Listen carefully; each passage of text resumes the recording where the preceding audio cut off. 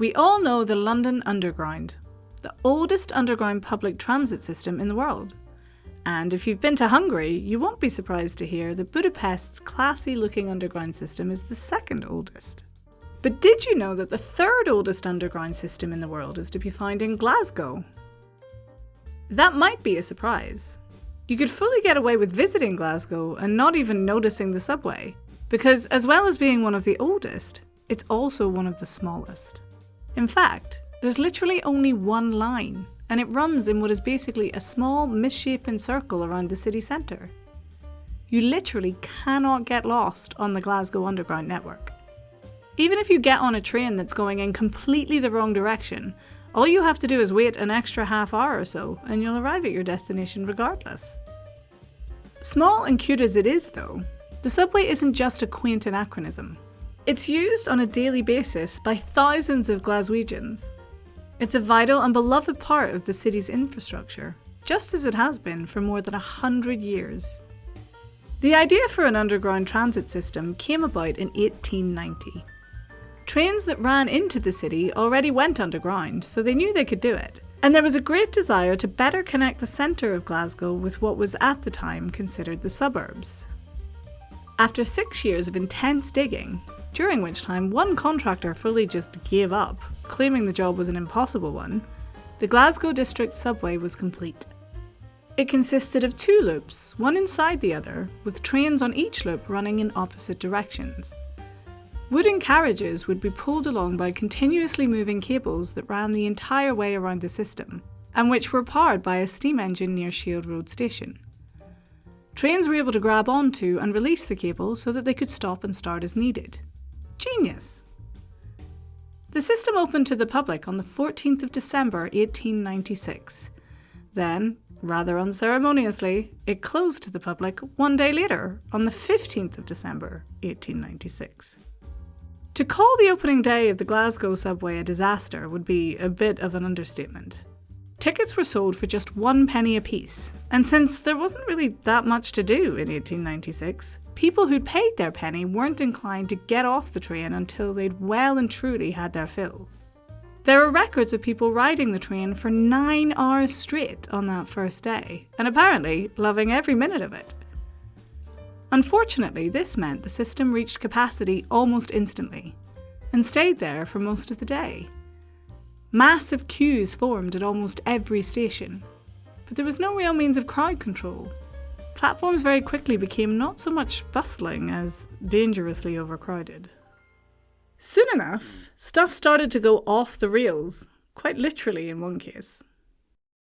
A man suffered a serious foot injury at one of the stations when the pressure of the crowd caused him to fall down in between the train and the platform. Elsewhere, a cable slipped out of position, bringing a fully loaded train to a halt and forcing an evacuation where passengers had to walk back to safety along the track.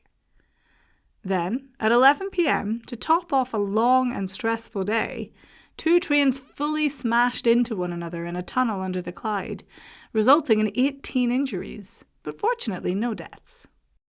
The most seriously injured was, by the way, a boy who'd been riding the subway continuously since lunchtime. He made a full recovery, but we don't know if he remained as enthusiastic about trains after that. It was, all in all, a pretty bad first day. The Glasgow District Subway Company sized up the situation and decided the best thing to do was to shut the whole thing down and start troubleshooting. So that was exactly what they did. About a month later, they were able to reopen, with some smart new changes to keep riders safe. Firstly, they doubled the ticket price if you wanted to go more than a short distance, thus putting pay to bored passengers riding the train all day long. 1 penny was a bargain back in the 1890s, but 2 pennies? Absolute rip-off. They also installed signal bells to let station staff know when a platform was getting overcrowded so that they could hold people outside the station until things cleared up. And finally, another system of alarm bells were installed that rang to let drivers know when the next station on the loop was clear, thus making a collision much less likely. This time around, the subway stayed open, and by all accounts, it was delightful. One beloved feature was the unique way in which the leather seats gently shook, or shuggled, the passengers who sat in them. This was because the seats were attached to the floor and the seat backs to the walls, and there was a little bit of play between the floors and the walls of each wooden carriage, leading to a riding experience that's variously been described as comforting and nauseating, depending on who you ask. Other than that, the cars were pretty basic. Some of them only had metal gates instead of doors, which would give the carriage a nice breeze. And most were only painted on one side to save money, since passengers would never see the reverse.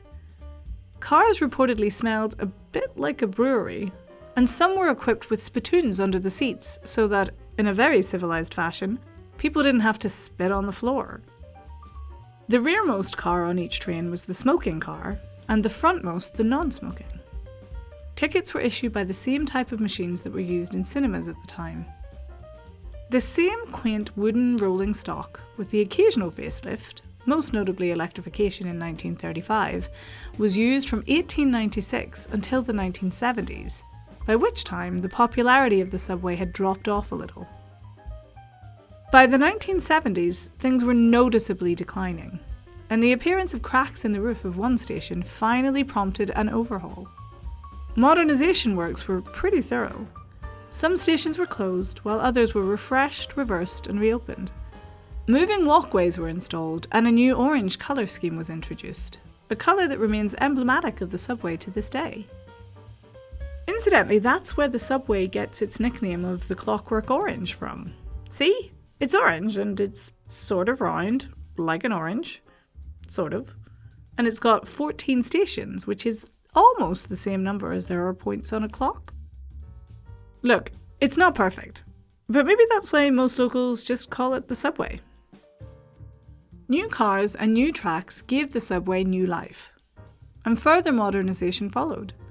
In the 2000s, integrated tickets came along, and in the 2020s, futuristic-looking driverless trains were introduced. As new and lovely as they are, of course, they still remain adorably dinky. If you're used to more spacious underground trains, the Glasgow subway can feel a bit like a toy train set, with cars that still run on a unique type of track with a gauge of just 4 foot, as opposed to the much more standard 4 foot 8.5 inches. Over the years, as well as modernising the system, there have been attempts to expand it. Quite a few of them, in fact, but all of them have ended up in nothing. The Glasgow subway remains a strong contender for the simplest, most unchanging metro map in the world. The small stature of the network doesn't mean that the subway has a small cultural impact, though. Quite the opposite. It's beloved by the residents of Glasgow, and on average is used for around 8 million journeys per year. A good few of those are likely to be people taking on the excellent Glasgow Subway Pub Crawl, or Sub Crawl, an all-day drinking challenge where you ride one full circuit of the underground, stopping at each station for a drink in a nearby pub. If you finish without dying of alcohol poisoning, you're a winner. The Glasgow subway still follows the same modest circular route it did all those years ago. New trains, new rails, new signage, new branding. But when you ride the Glasgow Underground, you're riding a railway that was put in place over a century ago, and, at least in one way, hasn't changed since.